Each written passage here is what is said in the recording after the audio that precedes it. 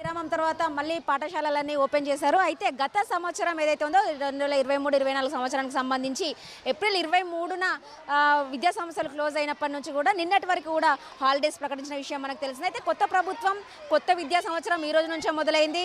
రాష్ట్ర వ్యాప్తంగా కూడా ఇటు ప్రభుత్వ పాఠశాలలతో పాటు ప్రైవేటు పాఠశాలలు కూడా ఈ రోజు నుంచే ఓపెన్ అయ్యాయి. అయితే గతంలో ఎన్నడూ లేని విధంగా ఈసారి కొత్త ప్రభుత్వంలో కొత్తగా పాఠశాలలన్నిటికీ కూడా గతంలో ఎన్నడూ లేని విధంగా మొదటి రోజు ఇటు పాఠ్య పుస్తకాలతో పాటు యూనిఫామ్స్ అందించాలని చెప్పేసి ఇప్పటికే ప్రభుత్వం నిర్ణయం తీసుకొని కూడా ఉన్నటువంటి విద్యా సంస్థలన్నిటికీ కూడా కావాల్సినటువంటి సామాగ్రిని కూడా ఇప్పటికే చేకూర్చినట్టుగా కూడా మనకు తెలుస్తుంది. అయితే రాష్ట్ర వ్యాప్తంగా దాదాపుగా 40,000 ప్రభుత్వ పాఠశాలలు ఉండగా దాదాపు 60 లక్షల మంది ఇక్కడ విద్యను అభ్యసిస్తున్నట్టుగా తెలుస్తుంది. అయితే ఈసారి కూడా కొత్తగా అంటే మళ్ళీ బడిబాట కార్యక్రమంతో పాటు ఎన్నో అవగాహన కార్యక్రమాలు కూడా నిర్వహిస్తున్న పరిస్థితి కనబడుతుంది. ఖచ్చితంగా ప్రతి ఒక్కరు బడికి పోవాలనే నినాదం మళ్ళీ ముందుకు తీసుకొచ్చారు ఈ ప్రభుత్వం. అయితే ఉన్నటువంటి విద్యా సంస్థలతో పాటు దాదాపు మారుమూల గ్రామాలలో ఖచ్చితంగా ప్రతి ఒక్కరు విద్యను అభ్యసించాలని చెప్పేసి ఇప్పటికే దాదాపుగా 265 గ్రామాలలో ఇంకా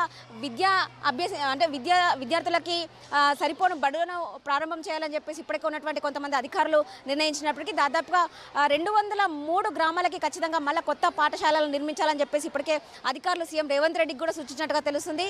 ఈ నేపథ్యంలోనే తొందరలో ఖచ్చితంగా అక్కడ కూడా అంటే మారుమూల గ్రామాల్లో ఉన్నటువంటి ప్రతి స్టూడెంట్ కూడా ఖచ్చితంగా విద్యను అభ్యసించాలి. ఇప్పటికే ప్రభుత్వ పాఠశాలలన్నిటి కూడా కార్పొరేట్ స్థాయిలో ఉన్నటువంటి పాఠశాలలకు దీటుగా వాళ్ళ యొక్క అత్యుత్తమ ప్రతిభను కనబరుస్తూ వాళ్లకు దీటుగా ఉత్తమ ఫలితాలు సాధిస్తున్న నేపథ్యంలో ఇప్పుడున్నటువంటి ప్రభుత్వం కూడా ఖచ్చితంగా విద్యకే అత్యుత్తమ ప్రాధాన్యత ఇవ్వాలని చెప్పేసి ఇప్పటికే ప్రభుత్వం ఆలోచిస్తున్న నేపథ్యంలో ఇంకా మెరుగైన సదుపాయాలు కల్పించి విద్యను అందించాలి స్టూడెంట్స్కి అని చెప్పేసి నిర్ణయం తీసుకుంది. అయితే ప్రస్తుతం మనం రాజ్భవన్ రోడ్లో ఉన్నటువంటి ఒక ప్రభుత్వ పాఠశాలలో ఉన్నాము. ఇక్కడ చాలామంది విద్యార్థులు కూడా ఈరోజు మొదటి రోజు కావడంతో ఎంతో ఉత్సాహంగా స్కూల్కి వచ్చినట్టుగా తెలుస్తుంది. కొంతమంది విద్యార్థులు ఉన్నారు, వాళ్ళతో మాట్లాడించే ప్రయత్నం చేద్దాము. చెప్పండి బాబు, మీరు ఏ క్లాసు? సెవెంటే దర్శన్ సెవెంటే చాలా మంచిగా చెప్తాడు.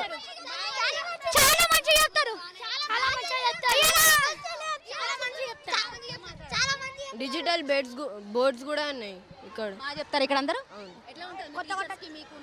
మంచిగా ఉన్నాయి. టిఎఫ్ఐ టీచర్స్ కూడా ఉన్నాయి. ఇంకా అన్నీ మంచిగా ఉన్నాయి ఇక్కడ.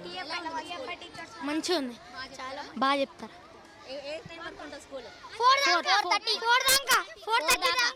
4 దాకా కాగానే అందరం వెళ్ళిపోతాం. ఎక్స్ప్లెయిన్ అయ్యేటట్టు చెప్తారు అండి. ఎక్స్ప్లెయిన్ అయ్యేటట్టు చెప్తారు కానీ మొత్తం అన్ని ఎక్స్ప్లెయిన్ చేస్తారు అప్పట్లో మొత్తం ఏం ఉండకపోతున్నాయి. ఇప్పట్లో మొత్తం ఇంగ్లీషే మాట్లాడాలి. మొత్తం ఇంగ్లీష్ మీడియం మొత్తం టీచర్స్ అందరు ఇట్లా బాగానే ఎక్స్ప్లెయిన్ చేస్తున్నారు. అప్పట్లో 50కి మాకు 25 అట్లా వస్తుండే. ఇప్పట్లో మాకు 80కి 60, 75 అట్లా వస్తున్నాయి మాకు.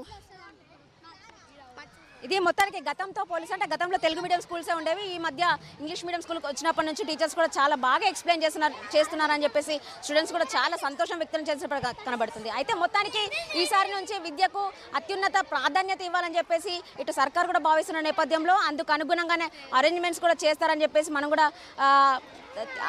కూడా అర్థమవుతున్న పరిస్థితి కనబడుతుంది. ఇది మొత్తానికి ఈ రోజు నుంచే బడులు మళ్ళీ ప్రారంభమై విద్యార్థుల్లో కొత్త ఉత్సాహంతో అందరూ కూడా బడికి చేరుకున్నారు.